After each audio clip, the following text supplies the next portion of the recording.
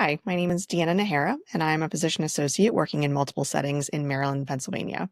It is my hope that today we can work together to develop some responses to frequently asked questions from patients regarding benzodiazepine tapering. The first national practice guideline for benzodiazepine tapering were released in March of 2025. This is one part of a variety of tools being produced to help clinicians and patients navigate what can be a very challenging topic. By actively engaging throughout the process, utilizing a variety of tools, it is our hope that it will be a more effective and less stressful process for everyone involved.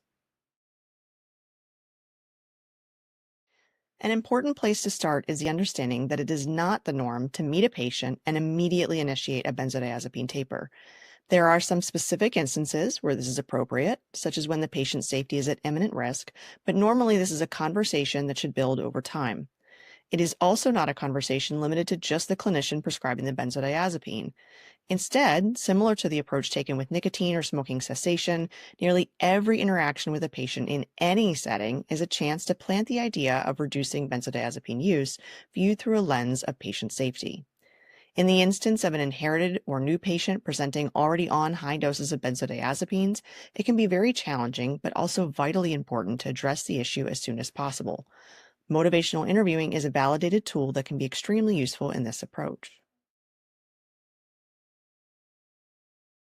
One of the first questions patients may raise is the idea of addiction. There's plenty of stigma surrounding words such as substance use, misuse, abuse, and dependence. This is not helped by the fact that many professionals, as well as patients and even regulators and legislation, may use the words interchangeably.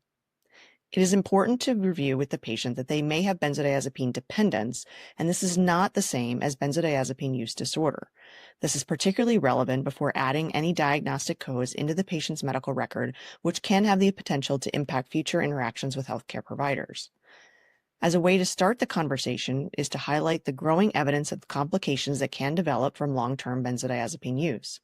It should also be noted that this entire class of medication was never intended, nor is it FDA approved, for the long-term treatment of anxiety, insomnia, panic disorder, etc. Review with the patient that the symptoms of benzodiazepine dependence overlap with substance use disorders because of the physical manifestations that are inherent in using the medication long-term. This means that some of the same approaches for managing the taper may be useful but are not required. For example, detox is not necessary when a slow taper can be undertaken as long as the patient remains physically and psychologically stable. Many patients will be scared to taper, often because they've missed a pill before, were not able to refill a prescription on time, and develop significant side effects. It is important to explain that they have likely experienced withdrawal, and the point of doing a taper is to avoid withdrawal symptoms. Review with the patient that there will be frequent check-ins and, when necessary, the addition of adjunctive medications to reduce any symptoms. It is important to acknowledge that at times the reduction may not feel comfortable, but the end result will be a healthier life. Explain to the patient that there are several options regarding tapering. The first is to review how they were actually taking the medication. While prescribed in a certain way, patients may not be taking it specifically as directed. For example, it may be written to take one pill 3 times a day, but they may be taking one or half pill in the morning and the remainder of the pills before bed. It is also important to review other substances and prescriptions. Patients co-prescribed opioids, those using alcohol, or taking any other prescriptions or substances that target GABA receptors may experience more challenges and be at higher risk for complications from withdrawal. Explaining this fact before asking the questions may result in more honest and accurate answers. Once the total daily dose of benzodiazepines is determined, the next step to talk about is whether to taper the current benzodiazepines versus changing to another agent.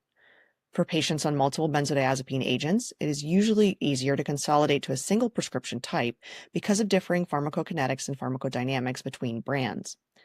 Also, those on medications with shorter half-lives, for example alprazolam, may struggle significantly with even slow tapers and possibly will do better with changing to a mid or long-acting benzodiazepine.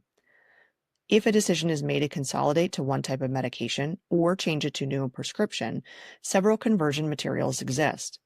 It is important to know that this is not a straightforward conversion as with other medications, such as opiate conversion using morphine milligram equivalents. Therefore, the medication should not be changed or tapered at the exact same time, but instead confirm stability on the new medication before the taper is started. The next step is a conversation with the patient about their preferred method of dose reduction. There are two general approaches: reduction in the total daily dose versus reduction in the number of pills. For the total daily dose reduction, it's a reduction of no more than 25% of the total daily dose, but normally a reduction around 5 to 10%. For the total pill count reduction, you start with the total number of pills for a specific month and reduce that number, and then let the patient choose when to make the reduction in the course of the month, either a quarter, half tab, or whole pill reduction based on their tolerance. Once they get to a lower total daily dose of benzodiazepine, then a lower strength pill may be required for subsequent steps.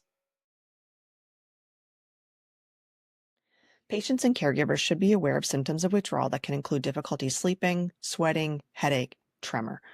While anxiety may also be a symptom of withdrawal, it is important to help the patient understand that anticipatory anxiety, or worrying about the development of potential side effects of the taper, may make it difficult to determine the true side effect of a dose reduction. This is why it is important that the patient have multiple coping strategies in place to manage symptoms. Some of the phrases in the mental health world include using personal medicine or skills, not pills. While they may seem as an oversimplification, the point is valid that engaging with a behavioral health professional during the tapering process is valuable, particularly one that is familiar with symptom management that can develop when discontinuing any substance. Make sure to highlight that abrupt discontinuation can result in harm, which is why it is so important to have regular visits and support of the entire treatment team during the tapering process. However, by allowing sufficient time at any one particular dose reduction, symptoms will often improve on their own.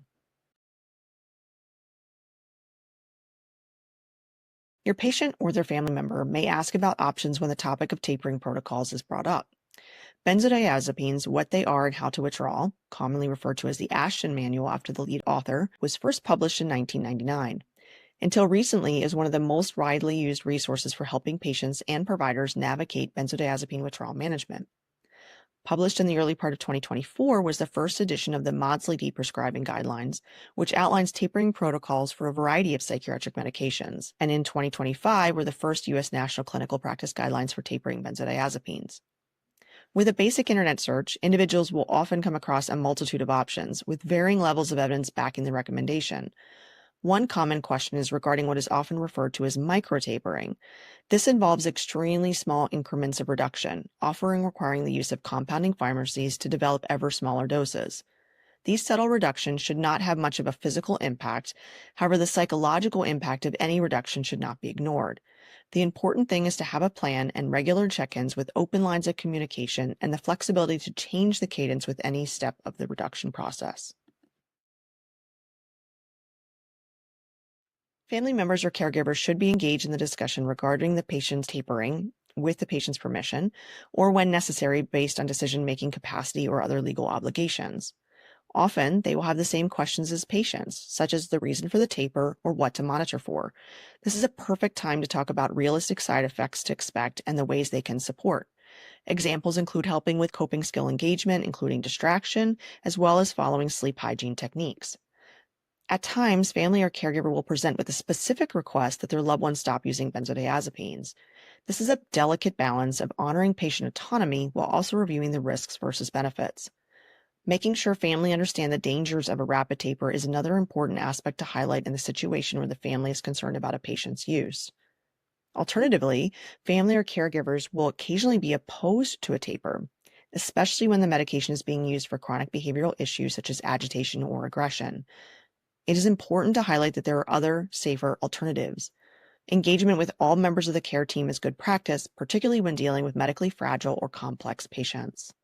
When broaching the topic of benzodiazepine taper, asking the patient or other engaged family members to discuss what they've heard or read is a good place to start. This way, misconceptions can be addressed from the beginning. Review of the data, including risks of long-term use, as well as the importance of a slow taper with regular check-ins, is important. Highlight that alternative or adjunctive medications may be used to help manage symptoms, but it is also important to engage with behavioral health supports, both the things a person can do for themselves, as well as external resources such as individual therapists, group support, and peers with lived experience. Make sure that patients and families are using high-quality, evidence-based recommendations in their own research, and consider referring them to many of the resources found at ASEM and other national guidelines. Thank you for watching. For more information on tapering benzodiazepines, explore ASAM's additional microlearning videos and webinars available in the ASAM e-Learning Center.